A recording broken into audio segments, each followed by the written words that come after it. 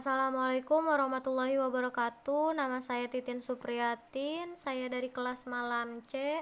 Saya akan sedikit menjelaskan tentang perancangan penilaian kinerja dengan metode Behaviorally Anchor Rating Scale di PT Zeno Alumni Indonesia. Pendahuluan, Matis dan Jackson pada tahun 2006 menyatakan bahwa penilaian kinerja karyawan adalah proses mengevaluasi seberapa baik karyawan melakukan pekerjaan mereka jika dibandingkan dengan seperangkat standar dan kemudian mengkomunikasikan informasi tersebut pada karyawan. Penilaian karyawan bisa dibilang efektif apabila meliputi dua hal, yaitu adanya seperangkat standar, komunikasi informasi atau feedback. Saat ini PT Zeno Alumni Indonesia setiap tahun selalu melakukan penilaian terhadap kinerja perusahaan atau penilaian kinerja dalam rangka melakukan review untuk melakukan perpanjangan kontrak karyawan ataupun untuk pengangkatan karyawan dari karyawan kontrak menjadi karyawan tetap. Saat ini PT Zeno Alumni Indonesia memiliki form penilaian karyawan yang terbagi menjadi 5 kategori utama, yaitu pengetahuan, perilaku kerja, kepribadian, kepemimpinan, dan manajerial. Pengertian Behaviorally Anchor Rating Scale atau BARS. Metode BARS merupakan metode yang menggabungkan pendekatan perilaku kerja dengan sifat pribadi karyawan. Metode ini terdiri atas satu seri, 5 hingga 10 skala perilaku vertikal untuk setiap indikator kerja.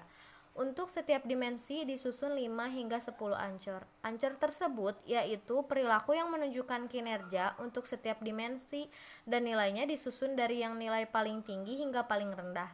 Ancor tersebut dapat berupa critical incident yang diperoleh melalui analisa jabatan. Metode ini biasanya disusun oleh tim yang terdiri dari pakar SDM, manajer, dan pegawai, di mana tim ini bertugas mengidentifikasi karakteristik dimensi kerja dan mengidentifikasi 5 hingga 10 kejadian khusus untuk setiap dimensi yang kemudian setiap kejadian tersebut dilakukan analisa oleh tim. Tahapan pelaksanaan BARS. Dalam pelaksanaan BARS setidaknya memerlukan 5 tahap, yaitu membuat critical incident, mengembangkan dimensi kerja, mengalokasikan kembali kejadian, membuat skala kejadian, dan mengembangkan perangkat akhir. Kelemahan dan kelebihan metode BARS. Pelaksanaan dengan metode BARS memiliki kelemahan, yaitu menyita waktu jika dibandingkan dengan metode penilaian lainnya. Namun, selain kelemahan, BARS juga memiliki kelebihan, yaitu ukuran yang lebih akurat, standar yang lebih jelas, umpan balik, dimensi independen, dan konsisten. Metode penelitian yang digunakan dalam jurnal ini yaitu field research dan studi pustaka, di mana penelitian mempunyai sifat deskriptif karena berusaha mendeskripsikan satu gejala, peristiwa, dan kejadian yang terjadi saat ini, di mana metode ini berusaha menggambarkan masalah mengenai penilaian kinerja karyawan di PT Zeno Alumni Indonesia, dan di mana penilaian kinerja yang dilakukan saat ini dirasa kurang efektif dalam pelaksanaannya. Implementasi hasil. Sehubungan dengan belum sempurnanya penilaian kerja yang selama ini dijalankan di PT Zeno Alumni Indonesia, hal tersebut membuat PT ini mengharapkan pembenahan terhadap metode penilaian kinerja karyawannya.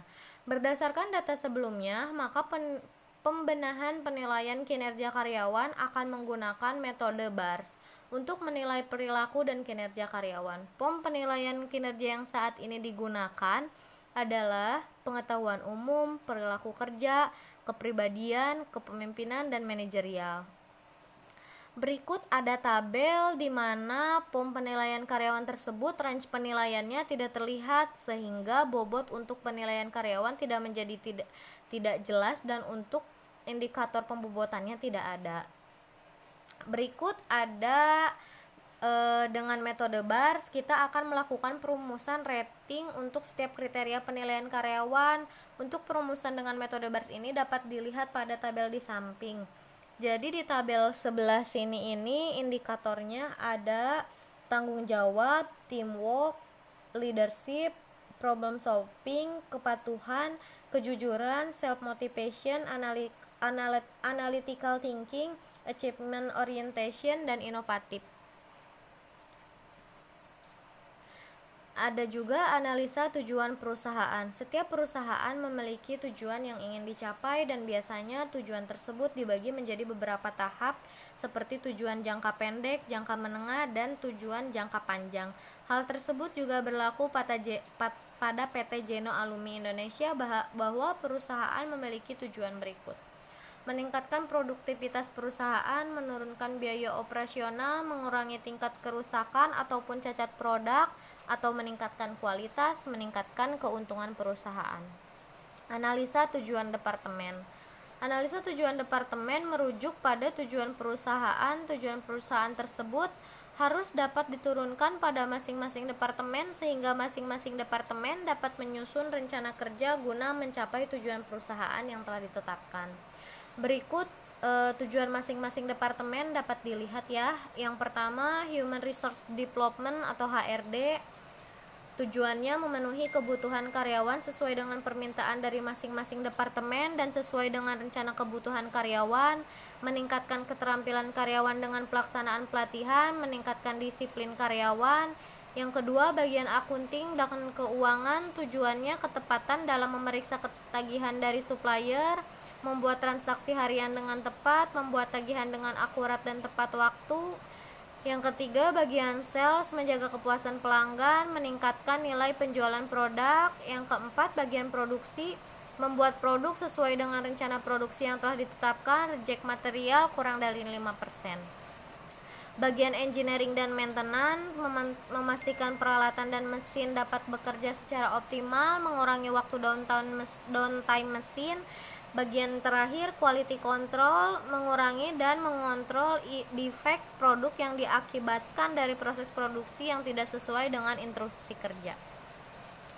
Berikut ada perumusan bobot dan target.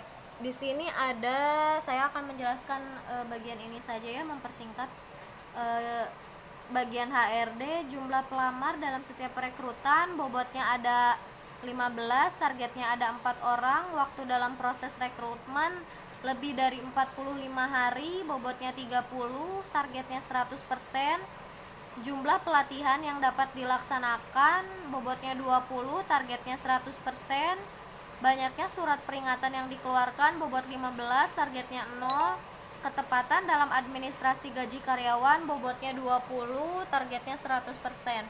Berikut ada tabel-tabelnya, bisa dilihat ya.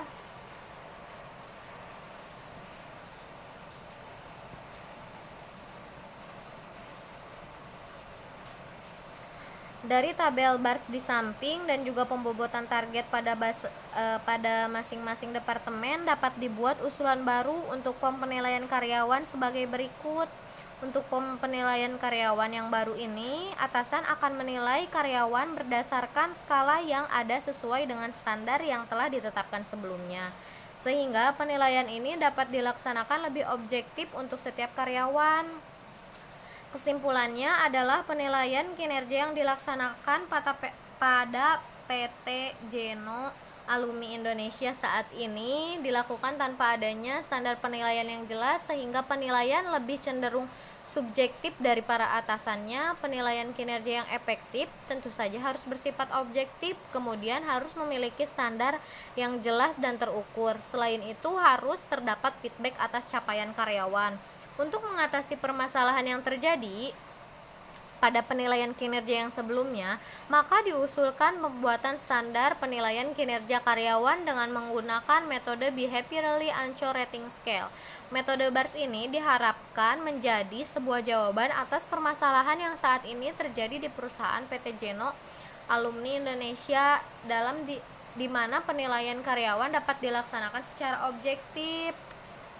Mungkin cukup sekian sedikit penjelasan dari saya. Mohon maaf banyak kekurangannya. Mohon maaf bila ada salah di pengucapan kata atau penulisan. Terima kasih. Wassalamualaikum warahmatullahi wabarakatuh.